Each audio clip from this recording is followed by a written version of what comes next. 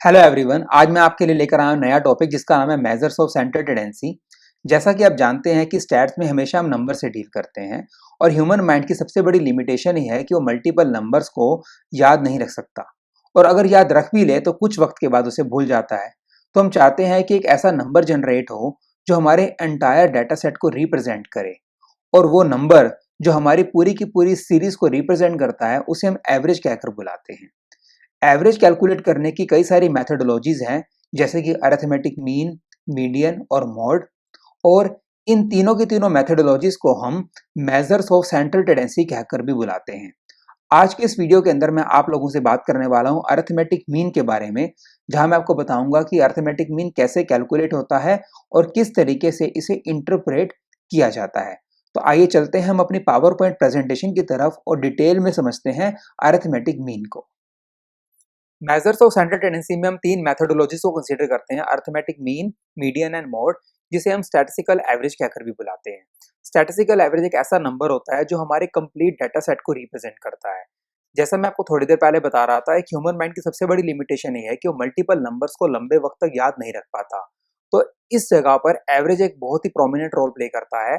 Average हमें एक ऐसा नंबर जनरेट करके देता है जो हमारे कंप्लीट डाटा सेट को रिप्रेजेंट करता है। आइए समझते हैं एक एग्जाम्पल की हेल्प से।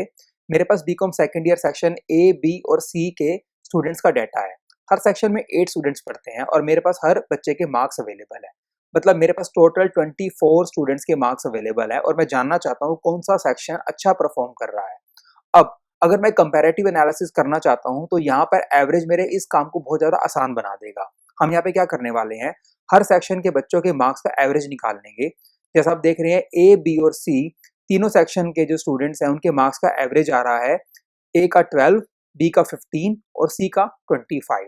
इसकी इंटरप्रिटेशन ये है कि सेक्शन ए के जो स्टूडेंट्स हैं उनके ऑन एन एवरेज 12 मार्क्स आए हैं। मतलब कुछ बच्चों ने 12 से कम मार्क्स लिए हैं और कुछ बच्चों ने 12 से ज़्यादा मार्क्स लिए हैं। सेक्शन बी के अंदर कुछ बच्चों ने 15 से ज़्यादा मार्क्स लिए हैं और कुछ बच्चों ने 15 से कम मार्क्स लिए हैं। और सेक्शन सी के अंदर कुछ बच्चों के मार्क्स 25 से ज़्यादा हैं और कुछ बच्चों के मार्क्स 25 से कम हैं। तो अगर हम एवरेज कंसीडर करें तो बिल्कुल क्लियरली हमें दिख रहा है कि section C is better than A and B. अब हम बात करते हैं कि जो एवरेज होता है हमारे पास, उसके ऑब्जेक्टिव्स क्या होते हैं। सबसे पहले तो हमारे जो डाटा है वो सिंगल वैल्यू से रिप्रेजेंट हो जाता है। जैसा आपने अभी देखा, सेक्शन ए, बी और सी जो हमारे पास बच्चों के मार्क्स का डाटा था, हमने उसको सिर्फ 3 नंबर से रिप्रेजेंट किया। सेक्शन ए के लिए 12 था वो नंबर, सेक्शन बी के केस में वो 15 था और सेक्शन सी के केस में हमारे पास वो 25 था। फैसिलिटेट कंपैरिजन, एवरेज बेसिस के ऊपर कंपैरिजन करना इजी हो जाता है। जिस क्लास के बच्चों का ऑन एन एवरेज मार्क्स ज्यादा आए हैं, हम क्या कहेंगे कि वो जो क्लास है वो अच्छा परफॉर्म कर रही है। अगर हम बात करें यूजफुल फॉर पॉलिसी फॉर्मेशन की, तो यहाँ क्या पता लगता है हमें कि अगर कोई सेक्शन अच्छा परफॉर्म नहीं कर रहा, जैसे हमने पीछे देखा कि अगर हम 3 सेक्शन का कंपैरिजन करें ए, बी और सी का, तो साफ पता लग रहा था कि ए जो था वो अंडर परफॉर्म कर रहा था। तो हम यहाँ पर पॉलिसी बना सकते हैं कि कैसे हम बच्चों के मार्क्स को इंप्रूव कर सकते हैं, कैसे हम उसकी परफॉर्मेंस को इंक्रीज कर सकते हैं, उसके लिए हमें क्या पॉलिसी बनानी चाहिए। क्योंकि पॉलिसी बनाने के लिए हमारे पास इंफॉर्मेशन का होना बहुत ज्यादा जरूरी है और एवरेज की हेल्प से हम लोग पता लगा सकते हैं कि कौन आउट परफॉर्म कर रहा है और कौन अंडर परफॉर्म कर रहा है।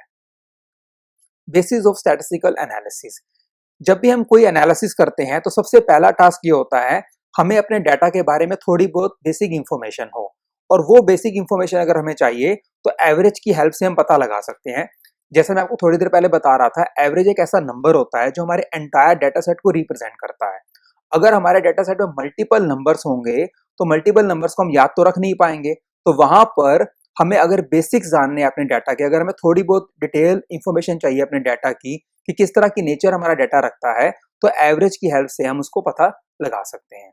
अब क्वेश्चन ये निकल कर आता है कि अरिथमेटिक मीन को निकाला कैसे जाता है। मैंने आपको अपने पिछले वीडियो में बताया था कि हमारे पास 3 तरह की सीरीज होती है: इंडिविजुअल, डिस्क्रीट और कॉन्टिन्यूस। अगर आपने मेरा वीडियो अभी तक नहीं देखा है वो वाला, तो उसका लिंक आपकी स्क्रीन के ऊपर डिस्प्ले हो रहा है, उसको देखना ना भूलिएगा। और आपको ये भी याद रखना है, हर तरह के डाटा सीरीज के अंदर जब भी आप एवरेज कैलकुलेट करेंगे तो मेथोडोलॉजी डिफरेंट होगी। आज मैं आपसे बात करने वाला हूं कि अगर आप अरिथमेटिक मीन निकालने वाले हैं तो इंडिविजुअल डाटा सीरीज के केस के अंदर कैसे अरिथमेटिक मीन को कैलकुलेट किया जाता है। जैसा आप यहाँ पे देख रहे हैं, मेरे पास एक इंडिविजुअल सीरीज दे रखी है, मतलब 10 स्टूडेंट्स का डाटा अवेलेबल है और यहाँ पर बच्चों के मार्क्स अवेलेबल है। इसकी इंटरप्रिटेशन क्या है? जो पहला बच्चा है उसके 5 मार्क्स आए हैं, दूसरे बच्चे के 8, तीसरे स्टूडेंट्स के 10 एंड सो ऑन।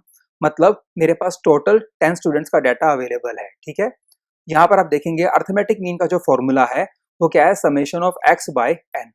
मैं क्या करूंगा, यहाँ पे सारे के सारे जो स्टूडेंट्स हैं उनके मार्क्स का टोटल ले लूंगा विच इज 150, और n का मतलब है टोटल नंबर ऑफ स्टूडेंट्स। और जैसा कि आप देख सकते हैं टोटल मेरे पास 10 स्टूडेंट्स हैं और मैं इस वैल्यू को यहाँ पुट कर दूंगा फॉर्मूला में, और यहाँ मेरा एवरेज निकल कर आ गया, दैट इज 15। हम इसे कहते हैं डायरेक्ट मेथड। आप इसी क्वेश्चन को एक शॉर्टकट मेथड से भी सोल्व कर सकते हैं। मतलब कि अगर आप अर्थमेटिक मीन निकालना चाहते हैं तो आपके पास दो तरह के मेथड्स हैं। जो पहला मेथड मैंने आपसे अभी डिस्कस किया उसको हम डायरेक्ट मेथड कहते हैं। दूसरा मेथड हमारा है शॉर्टकट मेथड। आपको ये चीज याद रखनी है, चाहे आप डायरेक्ट मेथड यूज करें चाहे आप शॉर्टकट मेथड यूज करें, आंसर बिल्कुल सेम आएगा। लेकिन शॉर्टकट मेथड को हम इसलिए यूज करते हैं ताकि हम अपनी कैलकुलेशन को आसान बना सकें।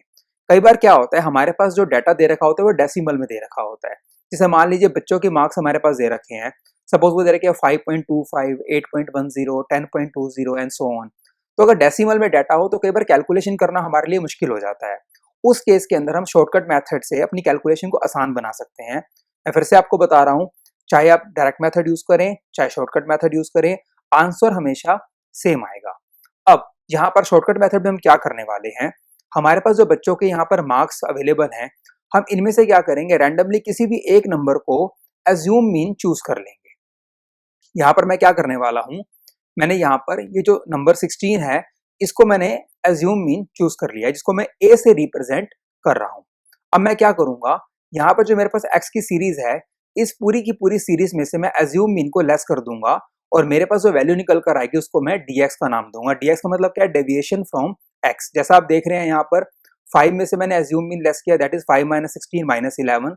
फिर 8 में से मैंने एज्यूम मीन लेस किया, 8 - 16 - 8 and so on.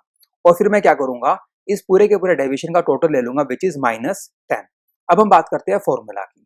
Arithmetic mean का शॉर्टकट फॉर्मूला क्या है? a plus summation of dx by n। a का मतलब क्या है? Assume mean.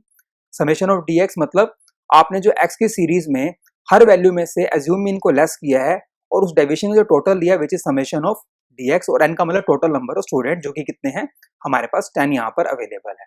अब हम वैल्यू को पुट कर देंगे। यहाँ पर एज्यूम मीन 16 था, समेशन ऑफ dx हमारा -10 आया था, टोटल नंबर ऑफ स्टूडेंट 10 थे और हमारा मीन क्या है? 15।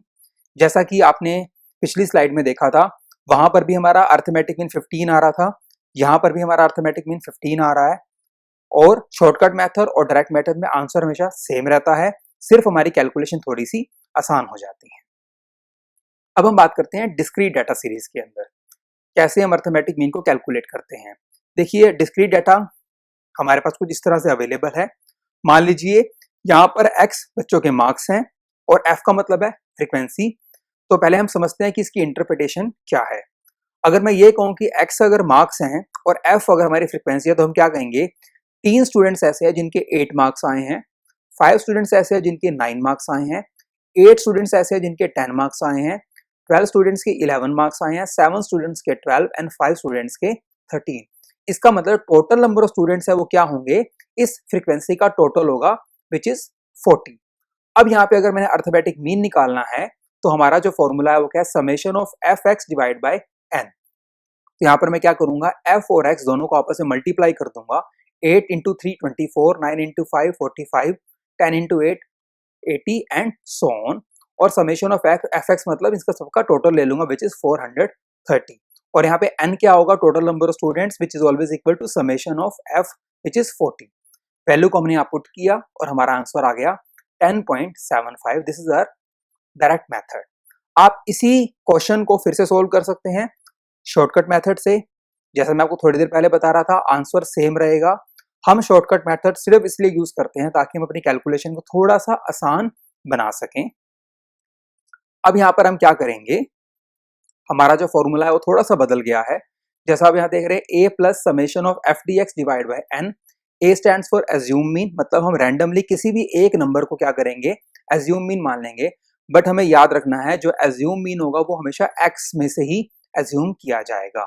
यहाँ पर मैंने क्या किया, यहाँ पे 10 जो नंबर है इसको मैंने एज्यूम मीन ले लिया है। अब हम क्या करेंगे, dx कैलकुलेट करेंगे, हम हर नंबर में से एज्यूम मीन को लेस करेंगे विच इज अ डेविएशन। तो अब यहाँ पे देख रहे हैं 8 - 10 -2 9 - 10 -1 एंड सो ऑन। मतलब मैंने हर x में से एज्यूम मीन को लेस कर दिया है और उसके बाद जो डेविएशन निकल कर आएगा उसको हम फ्रीक्वेंसी से मल्टीप्लाई कर देंगे। तो 3 into -2 -6 5 into -1 -5 and so on. तो एफ डी एक्स हमारे पास आ गया।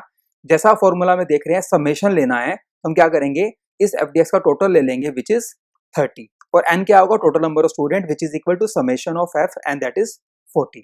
अब हम क्या करेंगे, सभी वैल्यूज को पुट करेंगे। a हमारा क्या है 10, summation of f d x कितना निकल कर आया था 30, नंबर ऑफ स्टूडेंट्स कितने थे हमारे टोटल 40, वैल्यू को पुट किया, still we are getting the same answer that is 10.75। तो this is a shortcut method. तो इस तरीके से भी आप अपने क्वेश्चन को सॉल्व कर सकते हो, अर्थमेटिक मीन निकाल सकते हो, आंसर सेम आएगा। ये जो शॉर्टकट मेथड है वो आप तब यूज कीजिए जब आपके पास डेसिमल में वैल्यूज दे रखी हों। इससे क्या होता है, कैलकुलेशन थोड़ी सी हमारी आसान हो जाती है। So that was all about arithmetic mean in case of individual and discrete series. इसके नेक्स्ट वीडियो के अंदर मैं आप लोगों से बात करने वाला हूं कि कैसे अर्थमेटिक मीन को कॉन्टिन्यूस सीरीज के केस में कैलकुलेट किया जाता है। आई होप आपको मेरा वीडियो अच्छा लगा होगा, तो इसको लाइक एंड शेयर करना ना भूलिएगा। और आपने अगर मेरा चैनल अभी तक सब्सक्राइब नहीं किया है तो please do subscribe my channel. Thank you so much for watching.